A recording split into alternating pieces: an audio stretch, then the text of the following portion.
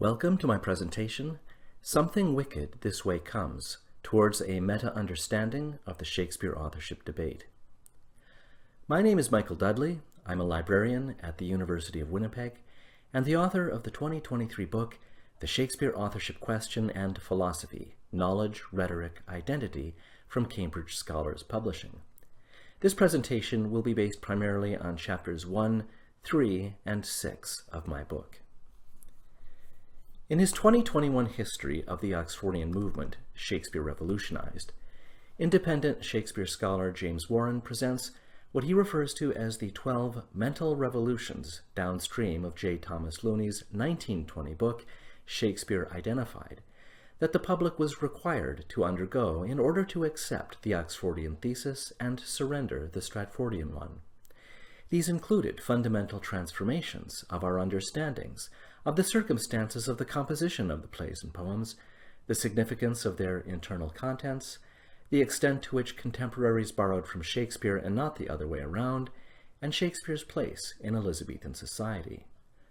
What I propose in my book is to add a 13th mental revolution to those articulated by Warren, that Oxfordians now need to forward a meta-understanding, an understanding of our understanding of the authorship debate itself, including the bases and justifications of competing knowledge claims, with a particular focus on the role of institutions in forming, reproducing, and asserting those claims. To encourage this meta-understanding, I make the following argument.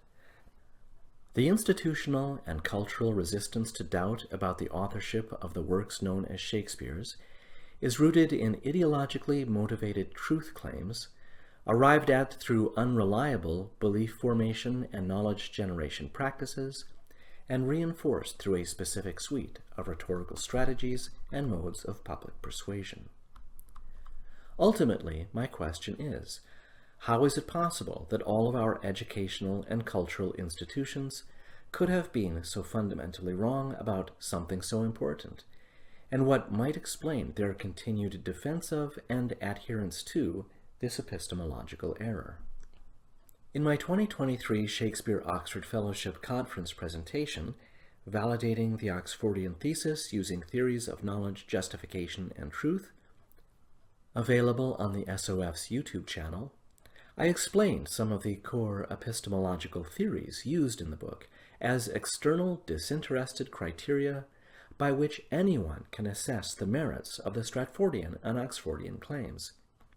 Now I would like to move from these theoretical perspectives to considering the debate's institutional dimensions, which is to say the authorship question as a problem of public policy, so we can gain an understanding of the nature of the barriers to incorporating the authorship question in mainstream institutions, including public school curricula. To do this will require that we establish what is known as objectual knowledge, or a domain-level knowledge of a topic by means of a theory. Holding objectual knowledge of the Shakespeare authorship debate means understanding it as a domain, its history, its contexts, institutional dimensions, and associated social and cultural forces, as well as the bodies of theory necessary to situate and understand these factors. I propose that we use the theories of wicked problems and political liberalism. The central problem articulated in my book isn't the question of Shakespeare's authorship itself, which most of us believe to have been solved over a century ago, but rather the combination of absolute certainty and institutionalized studied incuriousness with which it is regarded by the mainstream academy and our cultural institutions. I characterize this problem in the book as a wicked one, a term often used in the field of city planning, my former career. In their classic 1973 paper, Dilemmas in a General Theory of Planning, authors Horst W. J. Rittel and Melvin M. Weber first introduced the idea of wicked problems, or those highly complex social policy issues faced by pluralist societies for which no clear definition, solution, or test is known to exist, such as urban planning issues and, significantly for our purposes, changes to public education curricula.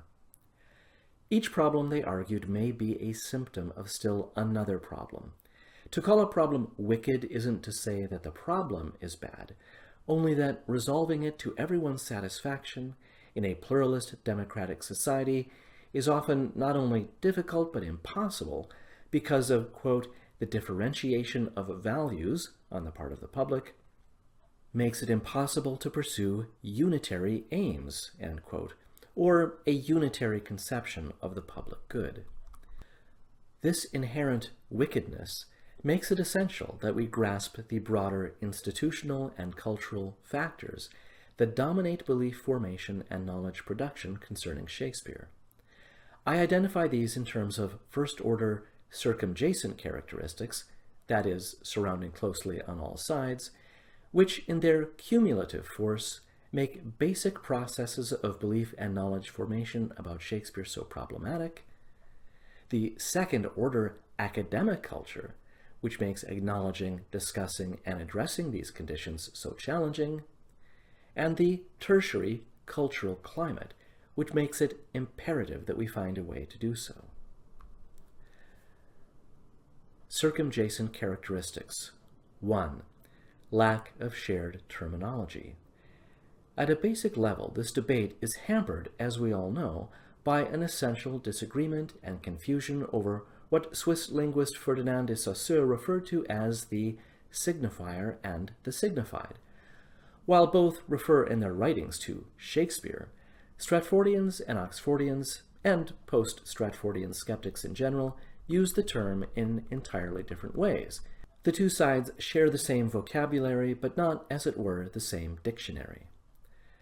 For the latter groups, Shakespeare denotes the author of the works, whomever that was, with Oxfordians finding the claim for Edward de Vere's authorship the most compelling, while the William Shakespeare of record is seen as an entirely conventional, if litigious, grain merchant of no known literary ability whatsoever. Stratfordians, however, see Shakespeare as denoting a man who was born and died in Stratford-upon-Avon and who became the greatest writer in the English language. Admitting no reason to allow a distinction to be made between the author and the gentleman of record, Stratfordians view all contemporary references to Shakespeare as a confirmation as to the literary reputation of the Stratfordian. Skeptics see this as a grand and fatal conflation. Because of this disagreement, there is, number 2, widespread ignorance and misunderstanding. Owing to this fundamental confusion and conflation of historic individuals, it is extremely difficult for the average layperson to understand the issue, or indeed the mainstream media to communicate it.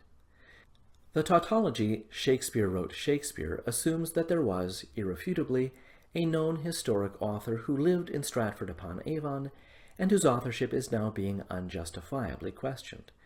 Because tautologies are, strictly speaking, impossible to refute logically, the authorship question is easily framed as highly irrational.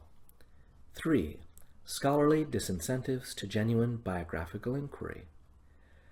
As far back as 1898, Sidney Lee wrote in his foundational biography, A Life of William Shakespeare, that, quote, "It is dangerous to read into Shakespeare's dramatic utterances allusions to his personal experience," end quote, because to do so would, quote, "underrate his intuitive power of realizing life under almost every aspect by force of his imagination," end quote. Many Shakespeare scholars and biographers would follow this advice, openly eschewing autobiographical readings of the plays. This approach would also resonate with mid-20th century scholars associated with the New Criticism, which viewed biographical considerations as a distraction from close readings of the texts themselves, and particularly so following the publication of Roland Barthes' highly influential 1967 essay, The Death of the Author, which argued that literary criticism need take no account of authors' biographies or authorial intentions. Post-Barthes, then, the project of Shakespearean biography was transformed into something almost unrecognizable as traditional biography. In the new millennium, however, many Shakespeare biographers have made an art of mining the plays and poems, often by psychologizing them, to furnish thoroughly fictional depictions of their subject. Neither of these approaches are amenable to the project of supplanting Shakespeare's biography with Oxford's. For the Barthes-informed literary critic, biographical facts are of little interest anyways, while for the literary biographer, embracing the richly documented life of Edward de Vere would obviate the primary attraction of the particular genre that is Shakespearean biography, which is to say the opportunity to exhibit one's own imaginative literary flourishes in the guise of biographical scholarship. 4. Conceptual diffusions associated with the author function. In lieu of a substantive and documented biography, the name Shakespeare has come to denote less an historic individual than it has a vast array of cultural meanings and resonances. This is entirely consistent with what French philosopher Michel Foucault articulated in his famous 1969 lecture, What is an Author?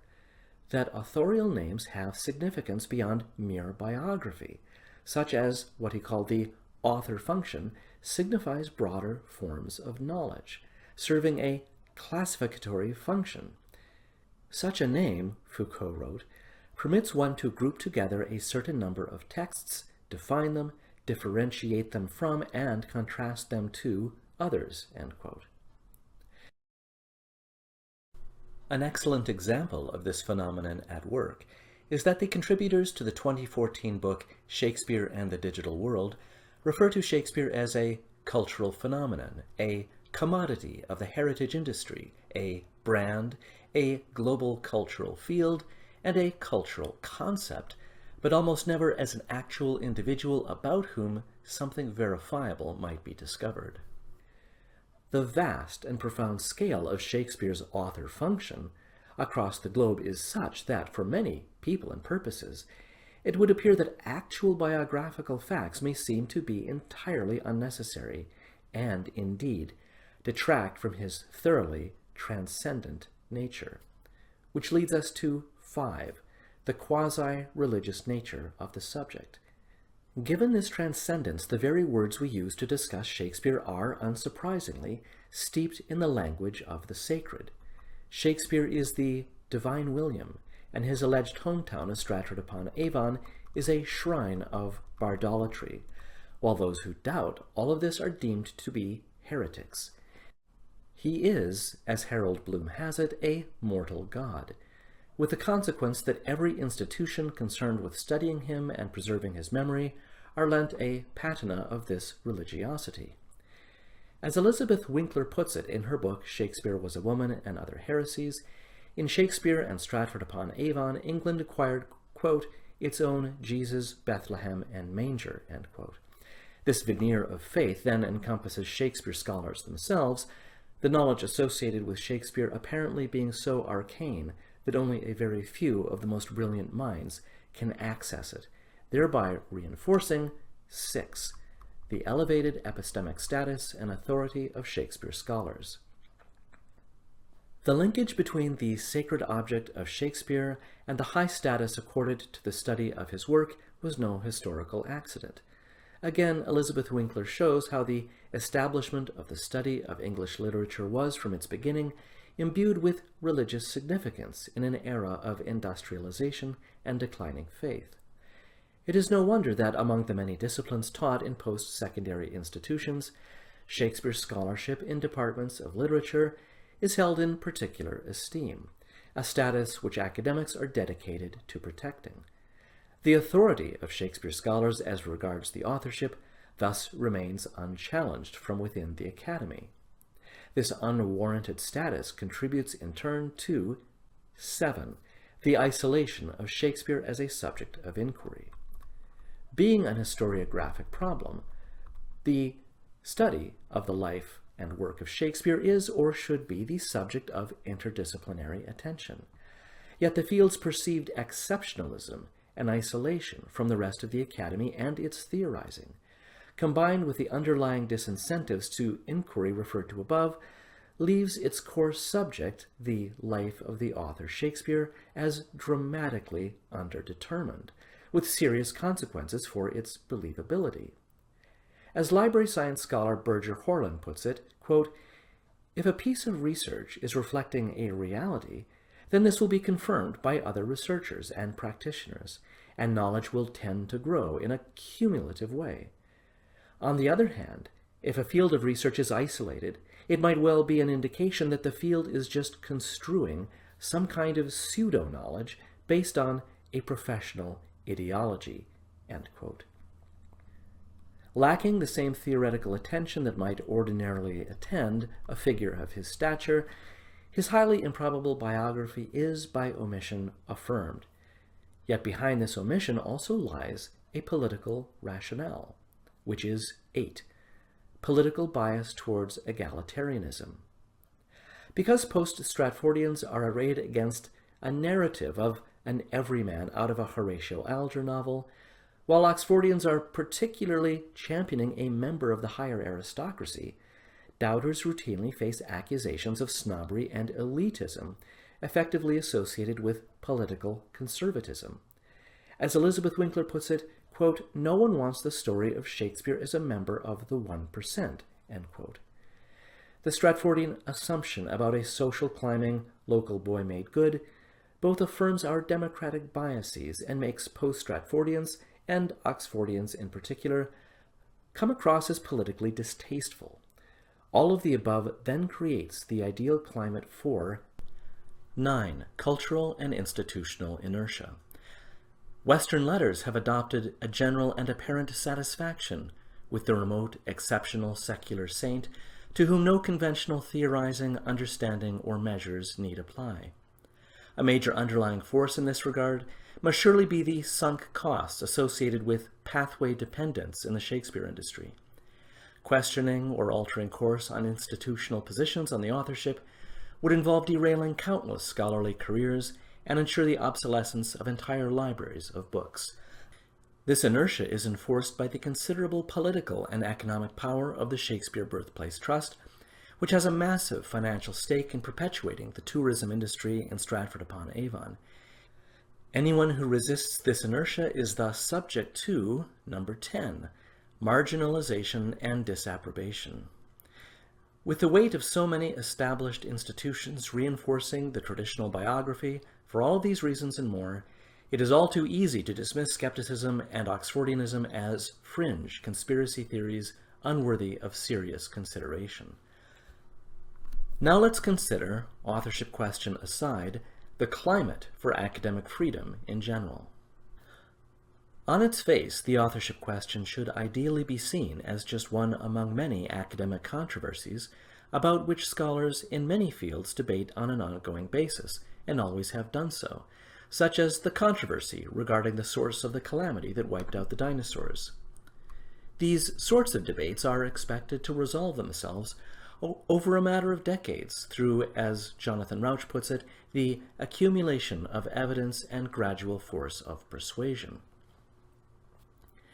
Some academic debates, however, go beyond mere collegial disagreement, but can see a dominant orthodoxy engaging in not just career-thwarting pressure on dissenting colleagues, but can also actually stifle inquiry and advancement in their fields.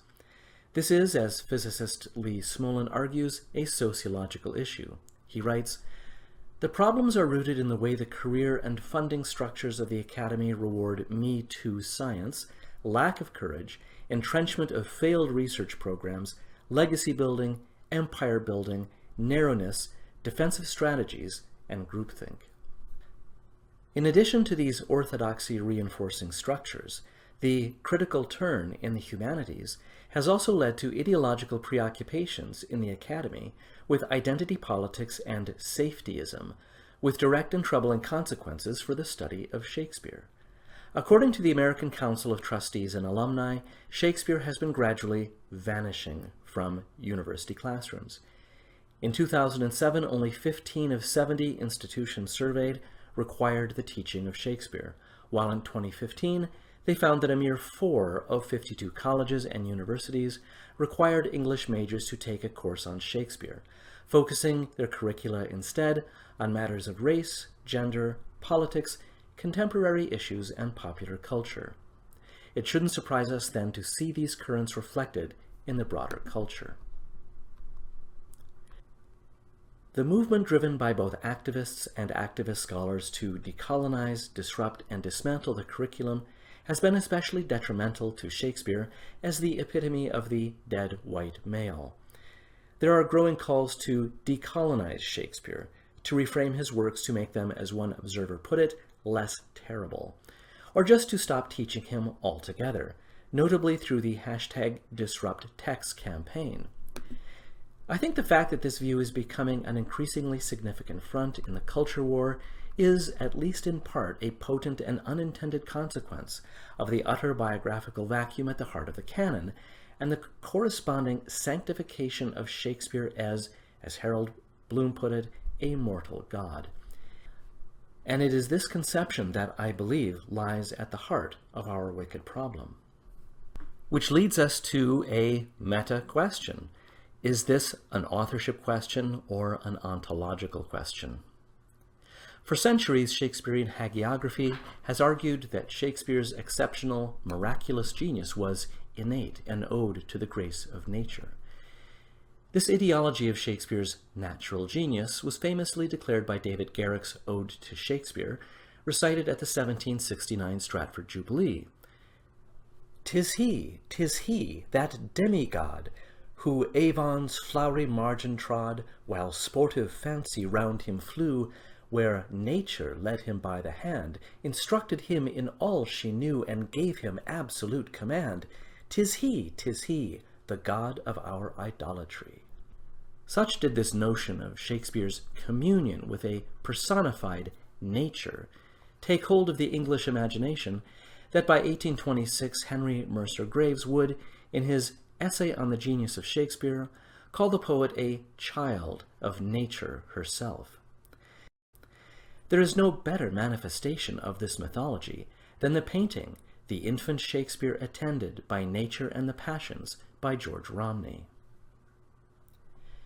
This notion of the unlettered or natural genius was, in 18th century England, a distinctly ideological and nationalist project, where in previous centuries conventional wisdom held that genius must be enhanced by education and experience. English writers of that century instead proposed a new view, that formal education would only impede the work of such a genius, with Shakespeare being the prototypical example. As Jefferson Carter explains in his doctoral dissertation, "The unlettered muse, the uneducated poets, and the concept of natural genius in 18th century England," although the sublime of Pindar and Homer were mentioned in 18th century discussions of Shakespeare, the great dramatist played a role in the history of natural genius distinct from other aesthetic considerations. Shakespeare's influence on the idea of natural genius originated with his own contemporaries, an Englishman and the modern. He transmitted the idea to following generations in a specially vital way. Carter affirms that this radical view of genius would become well established among England's literati in the 1700s, stressing the essential importance of the Englishness of this conception of genius. The synthesis of such insubstantial forces as nature and imagination have become what passes for conventional wisdom in Shakespeare's studies down to our own time. Harold Bloom, for example, wrote in his 1994 book, The Western Canon, that Shakespeare, quote, "has the largeness of nature itself," end quote, while affirming John Milton's appraisal of the bard as nature's own artist. James Shapiro, meanwhile, chastises skeptics of the traditional attribution in his 2010 book, Contested Will, for their failure to appreciate the all-encompassing power of imagination to account for Shakespeare's accomplishments, an equally miraculous material cause all but synonymous with nature. In offering an ostensibly secular explanation for the seemingly inexplicable, the power of an embodied and often capitalized nature gave the Shakespeare scholar precisely what was needed in the face of the desolating absence of evidence, a rhetorical tool with which to defeat any possible objection. However, we should understand that the notion of Shakespeare's natural genius, or that he was a child of nature, inherited the pantheism of 17th century philosopher Baruch Spinoza, which, as American philosopher Matthew Stewart argues in his 2014 book, Nature's God, held that, quote, God and nature are two ways of talking about the same thing, end quote, an idea which would constitute, as he says, the core religious sensibility of the Enlightenment. Or as historian of ideas P.M. Hyman put it, God's, quote, divine causality manifested in the active powers which were immanent in the fabric of nature, end quote. This notion of divine causality and nature requires some explanation and is, I think, of fundamental importance to achieving our meta-understanding of the authorship debate. In Book 2 of his Metaphysics, Aristotle proposed a pluralist view of causation, that there were 4 different types of causes for objects and events: material, efficient, formal, and final. The material cause is innate, referring to a thing's inherent qualities. The efficient cause involves agency, an antecedent-consequent relationship between an initiating actor or action and another object, i.e. A causes B to happen. The formal cause relates to the structure of a given thing, the form it takes in the world, while the final cause relates to a teleology, an ideal end state towards which that thing is working. How do Aristotle's causes apply to the authorship question? Stratfordians and Oxfordians would both agree that the author's talent was innate, that there is definitely a material cause at play. Oxfordians, however, argue for the essential role of the environment, the structural factors, including the unique and unrepeatable circumstances of Oxford's situation, education, and upbringing in the highest echelons of Elizabethan society, in nurturing his material talents. As such, their authorial model also forwards a formal cause. Stratfordians, however, deny any substantive role for the environment, but instead have faith in nature, i.e. God, as the ultimate efficient cause in Shakespeare's ability to transcend his environment. At the heart of our wicked problem, then, is that our academic and cultural institutions have essentially inherited and are perpetuating a foundational conception of the author that quite literally invokes the hand of God to make possible. An appeal to nature/God confers upon the object an expression of divine will, and therefore makes it beyond contestation, and conveniently for Stratfordians, the conventional tools of historiography. But how should we understand such a belief? I propose that Stratfordianism be understood as a Rawlsian comprehensive doctrine. Just as Riddle and Weber said of wicked problems that, quote, a plurality of objectives in a multicultural society makes it impossible to pursue unitary aims, American philosopher John Rawls, in his 1993 book Political Liberalism, also argued that pluralist societies have among their publics many different, what he called, conceptions of the good, such that a single universal comprehensive doctrine can never satisfy all such conceptions and so must not, in a liberal society, be imposed. This is no niche view from obscure scholarly literature. John Rawls was an award-winning political philosopher whose ideas are cited in courts of law in both the US and Canada, and who is considered one of the most significant political thinkers of the 20th century. In a politically liberal society, Rawls wrote, individuals and groups of people are entitled to their own comprehensive doctrines which they believe to be true, comprising as they do religious faith or metaphysical beliefs and corresponding guidance concerning morality and proper social conduct, but that these so-called thick theories cannot be imposed on others. Instead, he argued, we are guided by our thin theories of political liberalism on which all can agree, such as individual liberty and autonomy, freedom of thought, freedom of speech and expression, intellectual freedom and academic freedom, procedural principles which allow diverse groups of people to share society together.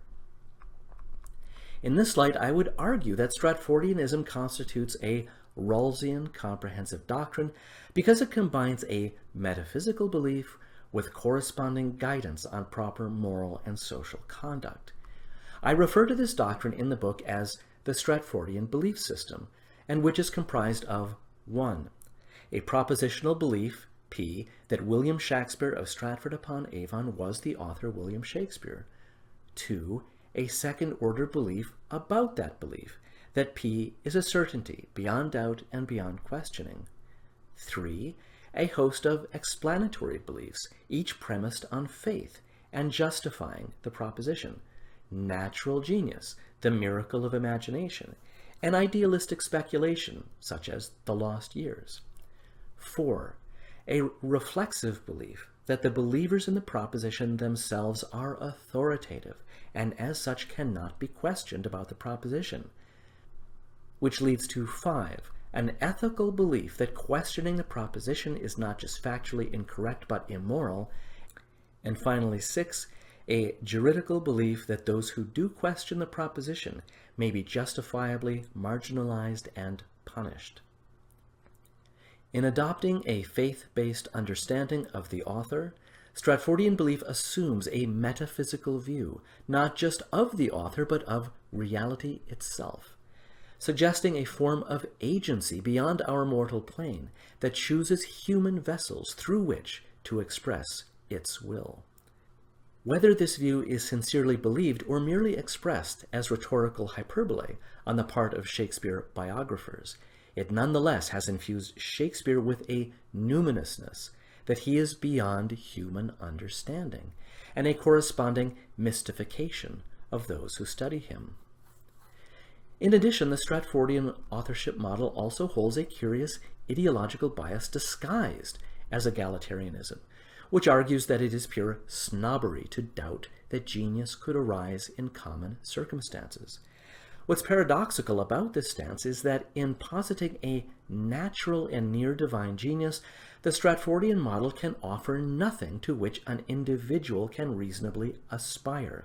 You're either blessed by natural genius or you're not.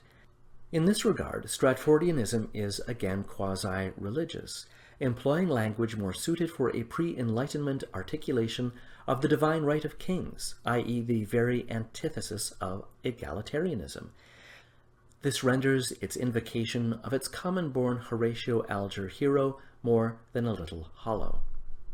The philosophical commitments inherent in the Oxfordian model are quite different, because Oxford is understood as a situated knower, whose natural talent was nurtured by the best education then available. He has no innate godlike advantage over the rest of humanity. The Oxfordian model is, as a result, much more compatible with a liberal understanding of institutions, such that they have the power to create the conditions under which natural talent can flourish and merit recognized, which are excellent and feasible aspirational goals for any society. In summary, the barriers facing the authorship question in mainstream institutions represent a wicked problem, comprised of multiple circumjacent characteristics, as well as institutional, sociological, and cultural and political forces, including ideologically motivated pressure to reduce or eliminate Shakespeare from the curriculum. Chief among these barriers is the Stratfordian conception of the divine William, which is no mere rhetorical hyperbole or the inspiration for florid prose, but if we understand the genealogy of the concept of natural genius, in a very real sense positions God as the ultimate efficient cause of the Shakespeare canon. The central tenet of Stratfordian belief therefore comprises a metaphysical comprehensive doctrine of the sort which, as John Rawls argued, should not be promoted by public institutions, but left to the consciences of individuals. Yet this conception dominates our cultural understanding of Shakespeare, reinforcing the academic groupthink and intransigence against skepticism, while at the same time is fueling a postmodern identitarian reaction against the canon itself, which threatens to undermine Shakespeare's central place in global cultures, and against which the traditional model has proved quite incapable of responding. I suggest that secularizing Shakespeare's biography by rendering this metaphysical model inadmissible in liberal institutions of education is key to addressing both of these wicked problems. Yes, those making these revolutionary claims against the centrality of the Shakespeare canon may also raise objections to an aristocratic Shakespeare in the person of Edward de Vere, but what they are rejecting now is the cultural centrality of an essentially religious figure, curated by an elite priesthood. We can agree with these iconoclasts on one thing. The godlike figure that is Shakespeare should be dethroned, but he must be replaced with an actual human being, and we Oxfordians are more than ready to supply such an author. By employing a model of Shakespearean authorship research and pedagogy, premised not only in sound epistemological and historiographic principles and practices, but on a fundamental respect for the conjoined freedoms of thought and belief, and which is therefore commensurate with and supports the aspirations and functioning of liberal institutions. Thank you very much for listening.